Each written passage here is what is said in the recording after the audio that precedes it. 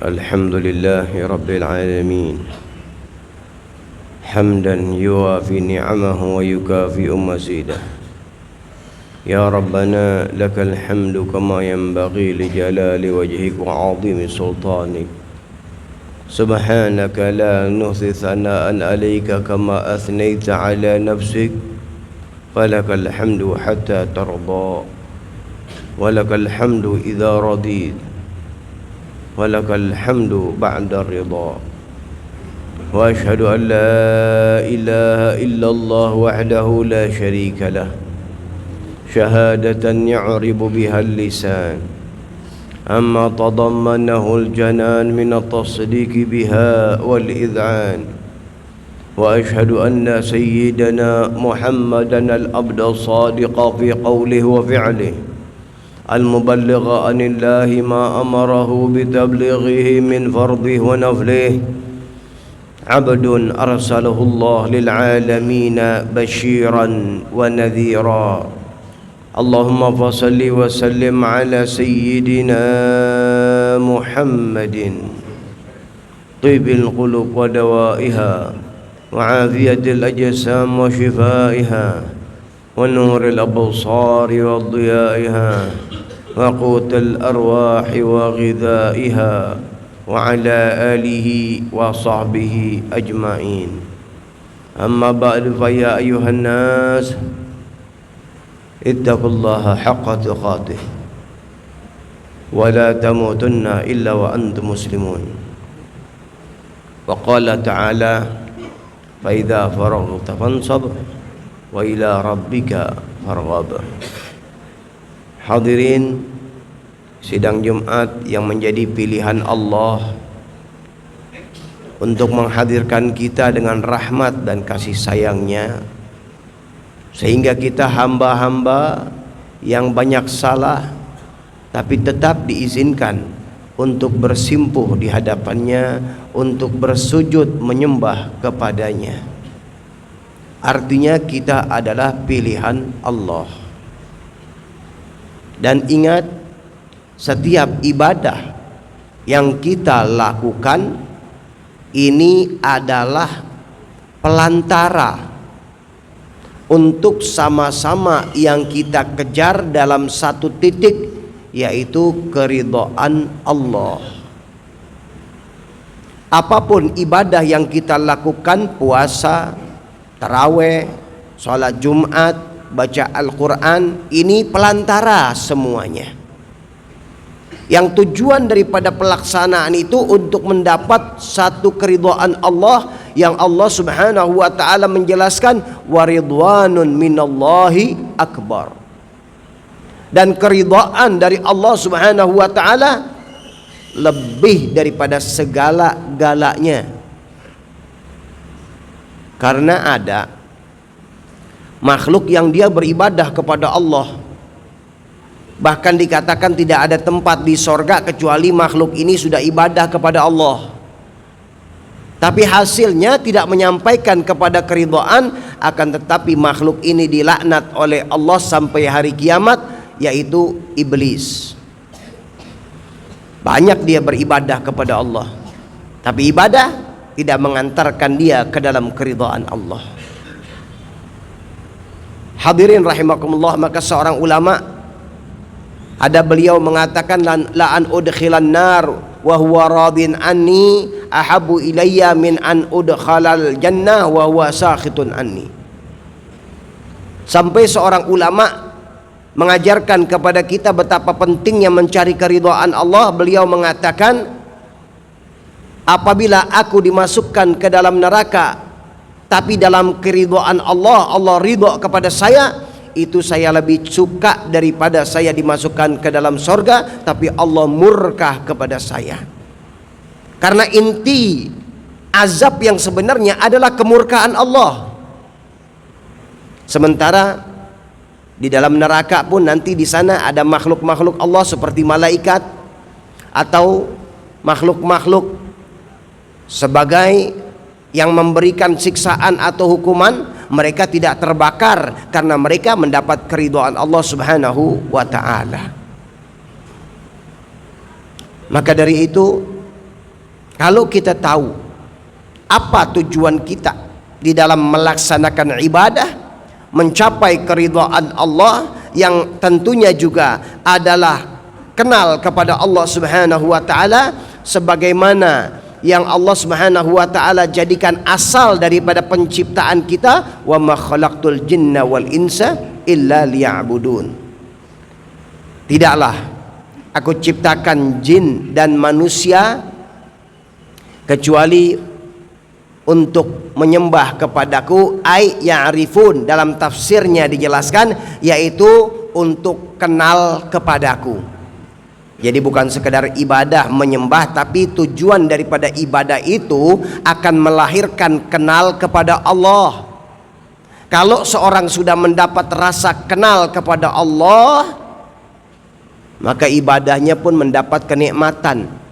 Tidak ada kata-kata beban di dalam melaksanakan sholat tarawih 20 rakaat. Tidak ada kata-kata letih. Yang ada dilihat adalah kesempatan untuk mengumpulkan poin, menambah power keyakinan, untuk menembus di dalam keyakinan kepada Allah, sehingga ibadah mendapat nikmat dan rasa di dalam ibadah-ibadahnya. Maka dari itu, sebagian daripada ahli tafsir Isyari, beliau menjelaskan di dalam tafsirnya, wa'bud rabbaka hatta ya'tiyakal yaqin, sembahlah Tuhanmu sampai datang al-yaqin, yaitu kematian. Sebagian ulama dalam tafsir isyaratnya, beliau juga menjelaskan makna yang tersirat di dalam yakin, yaitu sembahlah Tuhanmu sampai engkau dibukakan oleh Allah betapa nikmatnya keyakinan di dalam menyembah kepada Allah, adanya kenikmatan, adanya kelezatan di dalam ibadah kepada Allah, sehingga ibadah merupakan satu hiburan, ibadah merupakan satu kesenangan, ibadah merupakan satu kelezatan di dalam melaksanakan hubungan antara seorang hamba yang beruntung kepada Allah. Jadi jangan kita terfikir, saya ibadah sudah sekian puluh tahun, letih, saya rasakan itu bisikan-bisikan setan.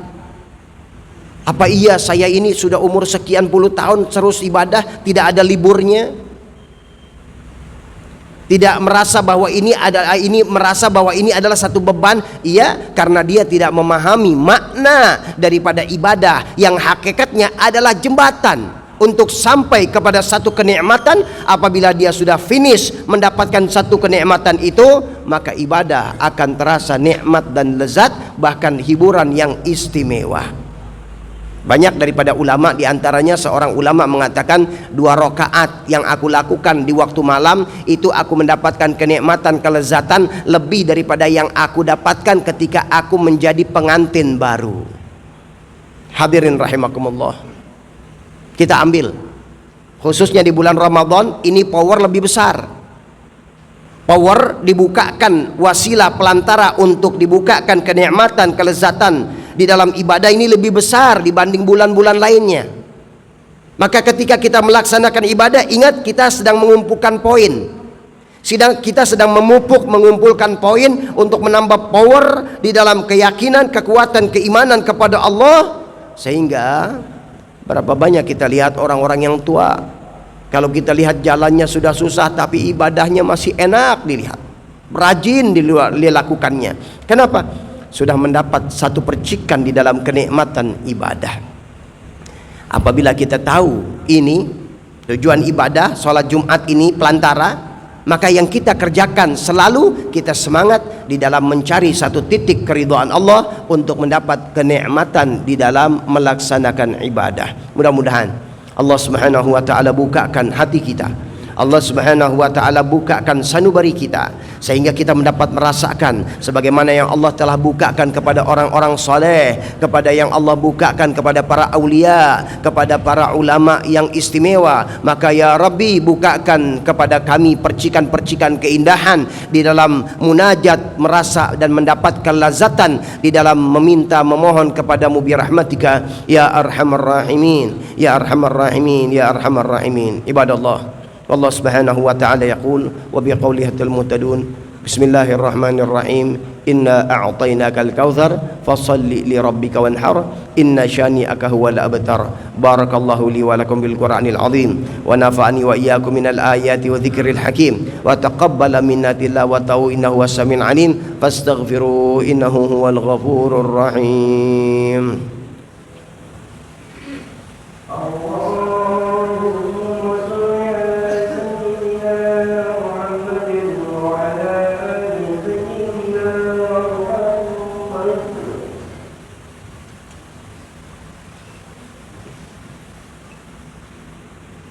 الحمد لله رب العالمين والعاقبة للمتقين ولا عدوان إلا على الظالمين وأشهد أن لا إله إلا الله وحده لا شريك له وأشهد أن سيدنا محمدا عبده ورسوله أرسله بالهدى ودين الحق ليظهره على الدين كله ولو كره الكافرون اللهم صل وسلم على سيدنا محمد طيب القلوب ودوائها صلاة تغفر بها الذنوب وتصلح بها القلوب وتنطلق بها العصوب وتنين بها الصعوب وعلى آله وصحبه ومن إليه منسوب. أما بعد فيا أيها الناس اتقوا الله حق تقاته ولا تموتن إلا وأنتم مسلمون واعلموا أن الله سبحانه وتعالى أمركم بأمر بدأ فيه بنفسه وثنى بملائكة المسبحة بقدسه فقال تعالى ولم يزل قائلا عليما إن الله وملائكته يصلون على النبي يا أيها الذين آمنوا صلوا عليه وسلموا تسليما اللهم صل وسلم على سيدنا محمد وعلى آل سيدنا محمد كما صليت على سيدنا إبراهيم وعلى آل سيدنا إبراهيم وبارك على سيدنا محمد وعلى آل سيدنا محمد كما باركت على سيدنا إبراهيم وعلى آل سيدنا إبراهيم في العالمين إنك حميد مجيد. وارض اللهم عن أصحاب رسول الله خصوصا الخلفاء الراشدين سيدنا أبو بكر وعمر وعثمان وعلي وستة الباقين ورضي الله عنهم أجمعين. اللهم اغفر للمسلمين والمسلمات والمؤمنين والمؤمنات الأحياء منهم والأموات يا قاضي الحاجات ويا كافي المهمات يا رب العالمين. اللهم عافنا واحفظنا وانصرنا وفرج عنا والمسلمين. اللهم أصلحنا وأسلم من في صلاحه صلاح الإسلام والمسلمين ولا تهلكنا وأهلك من في هلاكه صلاح الإسلام والمسلمين. اللهم ادفع وارفع عنا وعن المسلمين الأذى والبلاء والغلاء والزنا والزلازل والفتن والمحن ما ظهر منها وما بطن برحمتك يا أرحم الراحمين يا أرحم الراحمين يا أرحم الراحمين. عباد الله إن الله يأمر بالعدل والإحسان وإيتاء ذي القربى وينهى عن الفحشاء والمنكر والبغي يعظكم لعلكم تذكرون فاذكروا الله العظيم يذكركم واشكروه على نعمه يزدكم ويزدكم ولذكر الله أكبر.